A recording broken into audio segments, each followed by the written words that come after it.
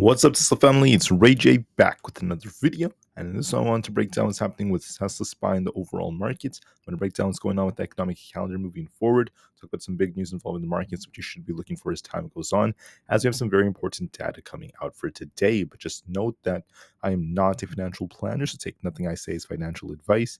And also, if you guys can, please check out my Webull link. If you deposit any amount of money, you're guaranteed 12 free stocks. If you deposit $500, you're guaranteed 20, and deposit $25,000 or more, and you're guaranteed 75. Conference in 3 weeks. Anyways, now let's talk about the market. So, as far as Tesla goes, Tesla's getting very tight right now. It's been consolidating. We might see a lot of sideways price action. We do have a big catalyst that's coming out that could cause Tesla to try to rebound very soon, as we have some gaps to fill above. So we'll see if that ends up being the case or not as we're approaching the robotaxi event for tomorrow. So it's going to be very, very important. But let's first talk about the news. Today is Wednesday, October 9th, 2024, the middle day of the week. Just know that throughout the day, we have a bunch of Fed speakers. We have Logan, Barkin, and just a bunch of these Fed speakers throughout the day. Approaching the 2 o'clock p.m. Eastern Standard Time data as we have the FOMC minutes. This is going to give us a nice report on how FOMC looked, and watch and see what this leads to. The FOMC minutes is going to be very, very huge. Now, for the week, we're on Wednesday right now as we have the minutes coming out. For Thursday, that's when we have a lot of important stuff coming out. And also, it's going to be the last day for NVIDIA's big event, so please keep that in mind. For Thursday, we have CPI and then Tesla's robotaxi event, so get ready for that. As far as earnings goes, I'm not seeing much for today and tomorrow. But by Friday, we have JP Morgan Chase, Wells Fargo, BlackRock, and a bunch of big ones. As far as the market goes, we are seeing some shifts in oil prices, but it's not as crazy so far. We're still waiting to see how things develop. There's a lot of hardships right now in like the Tampa region right now because of Hurricane Milton. So I just want to wish every American the best and everyone that's involved lots of safety. There's a lot of people in the region nearby, even like near the Gulf of Mexico. So I hope people are trying to be as safe as possible. I just wish everyone the best. I know it's very, very difficult. So very, very tough manner. On top of this, I want to mention that there's not really much else going on in the news that I see that's too crazy. So that's what I'm seeing, at least thus far, at least for the markets. What else I want to mention is the fact that Tesla has been starting to send out its tickets for its robotaxi event. This is going to be very key because, this is going to be taking place tomorrow. So whatever Tesla announces could be very big. We will see if Tesla announces not only the robotaxi and its product, but also the Model 2 and also the more affordable EV. So I can't wait to see if this leads to more volatility. This is going to be very, very interesting. So as far as Tesla goes, we're consolidating right now. We'll see if Tesla could surpass these levels. We have 244 and 247 as our main resistance areas. If that breaks, we're looking for 250. And if we end up losing 242, we're looking for 240 as support, followed by 238. If 238 fails us, this could be dumping all the way down. So if 238 fails us, whether it's today, tomorrow, or after the robotaxi event, we're at risk of dumping to where this gap is all the way down to 228. If we do really well in the robotaxi event and this ends up, surprising a lot of investors, we have a gap to fill above. So the bullish case would be we break past 250 and we start pumping all the way up to about 257, eventually the 260s all over again. So it could go either way. Technically speaking, the chart is a little bit more bullish on the daily time frame, and also on the 4-hour there is still potential for this to be forming a nice cup in the handle. But just to be safe, we'll have to wait and see what happens with the robotaxi events. That's going to be the next main catalyst for Tesla. Otherwise, we remain more patient. As far as SPY goes, we are holding up very, very nicely. It could dip a little bit as the day goes on before it tries to push. And I think this might attempt to get to the all-time highs.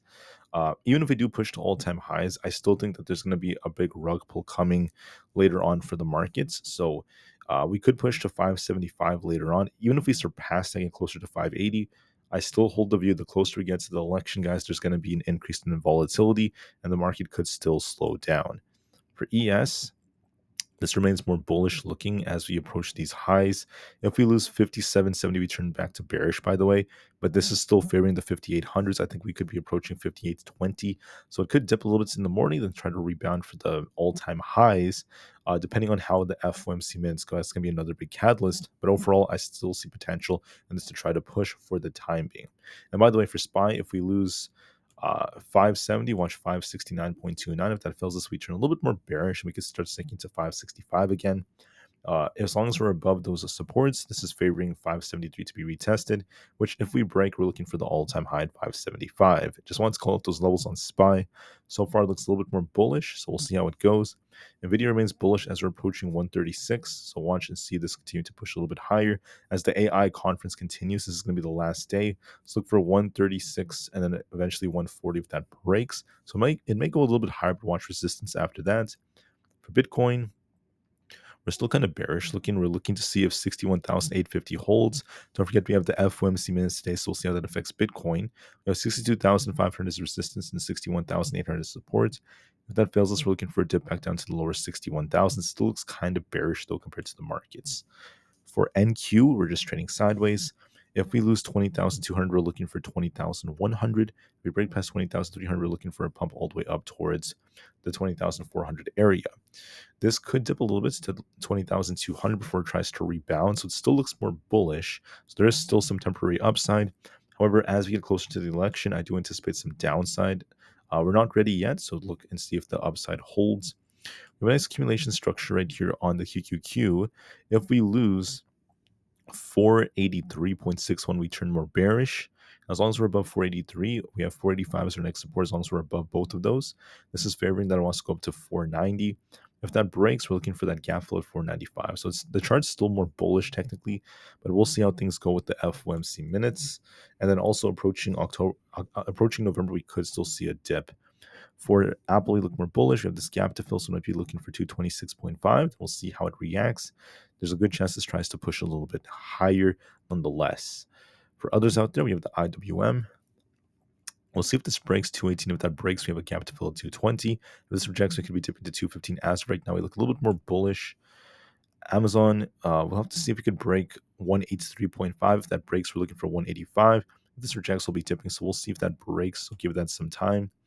For Meta, Meta's trying to uptrend. If we hold above 586, we could be trying to bounce, looking for that 600 target. Could push closer to 600, and we'll see what the move happens to be.